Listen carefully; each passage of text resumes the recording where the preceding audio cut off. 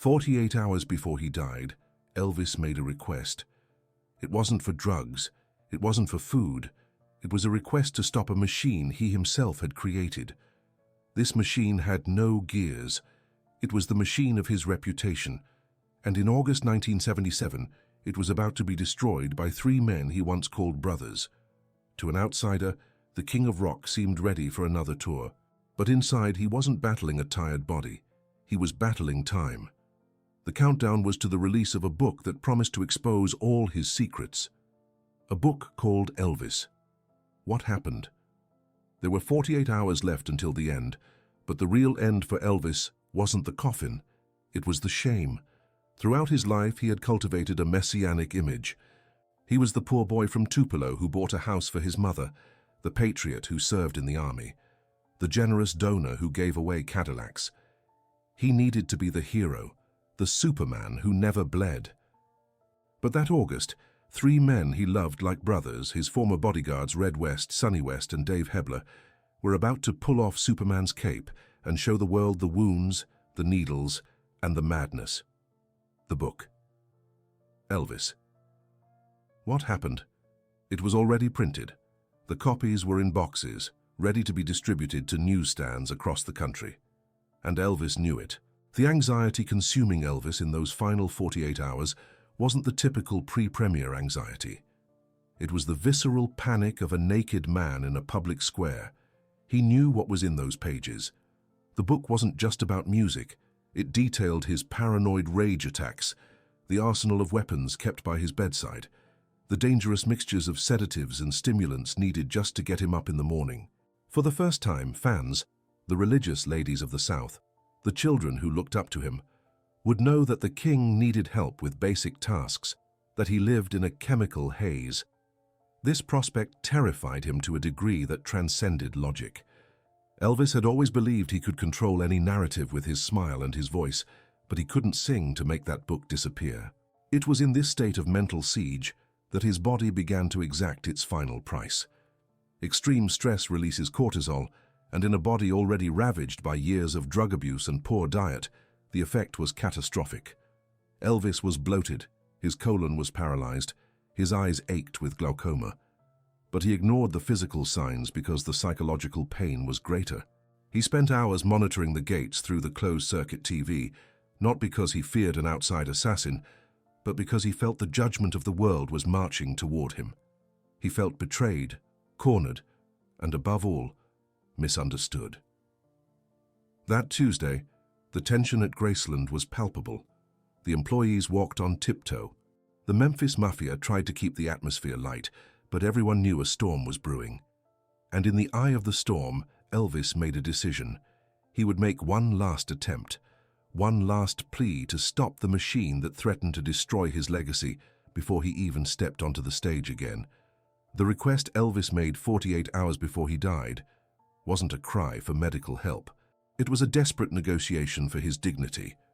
He summoned Vernon Presley, his father and business manager, for a conversation that would define the final hours of his life. Elvis wasn't delirious. He was lucidly terrified. The request was direct, pragmatic, and theoretically entirely feasible given their financial resources. "Dad, we have to stop this book. Pay them whatever they want. Buy the publisher. Make it disappear." For Elvis, money didn't matter. He was willing to burn millions of dollars if it meant that Red and Sonny's version of his life never saw the light of day. Vernon, however, operated on a different frequency. Tired, with fragile health, and worried about finances that always seemed to be bleeding due to his son's excessive spending, Vernon tried to rationalize the irrational. The response Elvis received was a cold shower, a postponement that sounded like a condemnation. "Son, we'll deal with this, but you have a tour right now. The Colonel will sort it out later. Let's focus on the shows." The word later hung over Elvis like an anchor. For him, there would be no later if the book came out. He felt at that moment the crushing weight of loneliness. The man who supported dozens of families, who had given jobs, homes, and purpose to everyone around him, asked for only one thing in return: protection from shame. And the system he had built had failed to give him that. The pain of this rejection was amplified by the feeling of betrayal. The authors of the book were not strangers.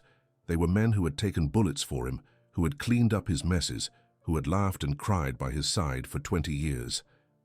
The idea that they had sold his darkest secrets for money, or worse, for a twisted attempt to save him through exposure, broke Elvis's spirit. He felt like a father betrayed by his children. In the corridors of Graceland, he murmured about the disloyalty, rereading excerpts from the leaked drafts, torturing himself with each adjective used to describe him. The image of Superman was being murdered by his own helpers. This time frame is crucial because it marks a shift in Elvis's demeanor. Up until that point, he had been struggling. He was trying to prepare, trying to lose weight, trying to stay sober enough for the tour. But when his plea was ignored, when he realized that the show business machine, the tour, the contracts, the money, was more important than his human fear, something inside him shut down. He realized he was a commodity, not a man. If his own father and Colonel Parker couldn't stop a printing press to save his sanity, then he was truly alone. This psychological realization has a devastating physiological impact. Hope is a vital component of survival, and in the final 48 hours, Elvis's hope was replaced by fatalistic resignation. He stopped fighting the tide and began to let himself be carried away by it, sinking into a mixture of deep depression and self-medication to silence the voice of betrayal screaming in his head. The night of August 15th, the last night of Elvis's life, was a surreal charade of normalcy amidst internal chaos. Graceland was alive, pulsating to the nocturnal rhythm Elvis preferred. Outside, rain fell on Memphis, washing the streets, but inside the mansion, time stood still. Elvis desperately tried to maintain a routine, clinging to familiar habits as if they could anchor him to reality. He called his entourage to watch movies, laughed at jokes he'd heard 1,000 times, and tried to project the image of a leader in control. But anyone who looked into his eyes would see emptiness. That morning, there was a final, almost manic burst of energy, common in people on the verge of collapse. Elvis decided to play racquetball. It was 4 a.m. He summoned his cousin Billy Smith and his wife Jo to the court behind the mansion. Dressed in athletic clothes, he hit the ball with a ferocity that startled everyone. It wasn't a game, it was an exorcism. He tried to hit the ball at himself, laughing strangely, then stopped, panting, his face red and swollen. There, in the silence of the cold court, he had a moment of raw vulnerability. He sat down at the piano in the recreation area and began to play. The chosen song wasn't a vibrant rock and roll tune, it was Blue Eyes Crying in the Rain. Elvis's voice, even tired and hoarse, still carried that undeniable magic, but now it was imbued with an ancestral sadness. Billy Smith would later recount that he had never heard him sing like that. It was as if he were singing to his own soul, a lullaby for a man who knew he wouldn't wake up. He spoke about the tour, but his words sounded distant. "Billy, I hope everything goes well," he said. The phrase hung in the air, laden with an ominous subtext. He wasn't just talking about the shows. He was talking about his life, his reputation, the book. He was silently begging the universe to have mercy on him. After the game, exhaustion hit him like a sledgehammer. But sleep, the refuge he so desperately sought, wouldn't come. Elvis's insomnia was legendary, but that night it was brutal. He returned to the main house, his hair wet with sweat and rain, walking slowly. He stopped to look at his daughter, Lisa Marie, who slept in her room. Her innocence contrasted brutally with the hell he was living through. He knew that in a few days she might read the headlines about her drug-addicted father. This thought spurred him to seek more packets, the envelopes of pills that the nurse and doctor provided. He needed to shut down his brain. He needed Red West's voice to stop narrating his failures in his mind.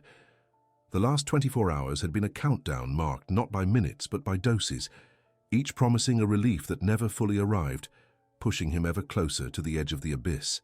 The morning of August 16th broke without fanfare.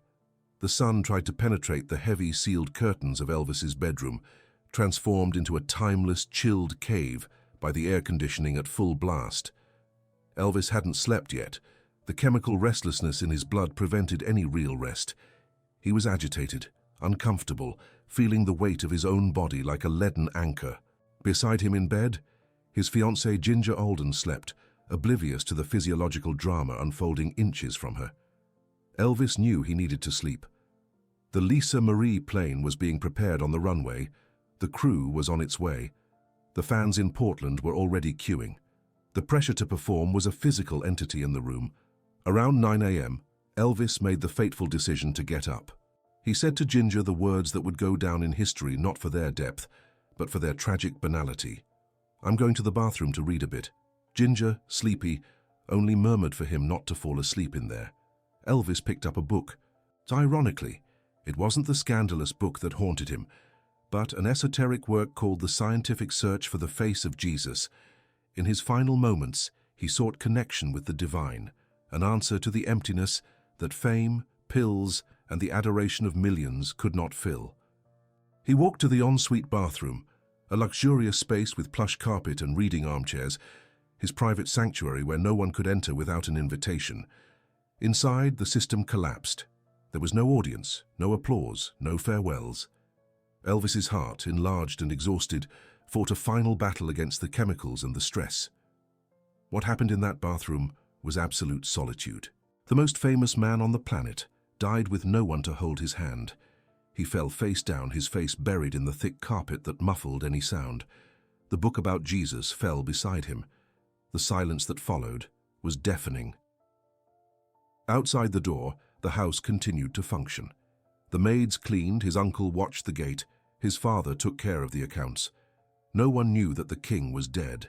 When Ginger finally woke up hours later and was puzzled by his absence, she found a scene that defied comprehension. His body was rigid, his skin cold and discolored. The panic that gripped Graceland was chaotic and visceral. Joe Esposito attempted resuscitation, Vernon's desperate cries and screams, "Oh God, I lost my son." The ambulance ripped through the gates.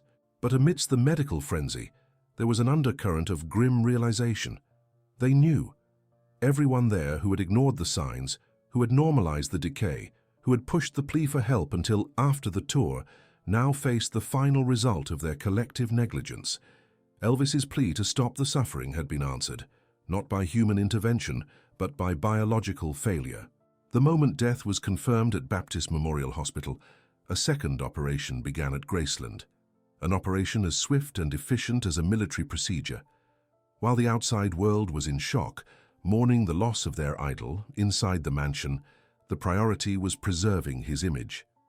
Elvis's request to prevent the ugly truth from coming out had failed in life, but now in death, his team was determined to execute it at any cost. Before the police could even conduct a thorough sweep, the bedroom and bathroom were sanitized. Eyewitness accounts and biographers suggest that bags and boxes were discreetly removed from the back of the house. Pill bottles, syringes, envelopes with prescriptions from multiple doctors under false names, anything that could corroborate the narrative of an out-of-control addict was removed. The official narrative needed to be cardiac arrest, a natural and dignified death for a king, not an accidental overdose caused by a self-destructive lifestyle. Dr. Nick, Elvis's personal physician, and his father Vernon orchestrated a barrier of silence. The autopsy was sealed for 50 years at the family's request. The secret was locked away. But the ultimate irony, the one that makes this tragedy worthy of Shakespeare, was the fate of the book. Elvis. What happened? It was released just days after the funeral. Elvis was terrified that the book would destroy him. However, death changed everything. The public didn't read the book with disgust. They read it with pity. They read it with sadness. Instead of destroying his reputation, the book served as a testament to the unbearable burden he carried. Death transformed scandal into martyrdom. Sales exploded, but the anger Elvis feared never materialized in the way he imagined. He underestimated the love of his fans. They would have forgiven him. They would have understood. If he had had the courage to face the truth in life, perhaps the stress wouldn't have stopped his heart. What left Graceland that day wasn't just physical objects, it was the opportunity to save a man.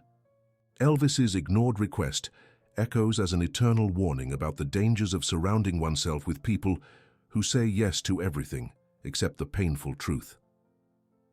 Today, Elvis's grave in the meditation garden is a place of pilgrimage, but the true monument to his tragedy isn't the marble stone. It's the silence surrounding what really happened in those 48 hours. It's the story of a man who could buy everything except the one thing he needed.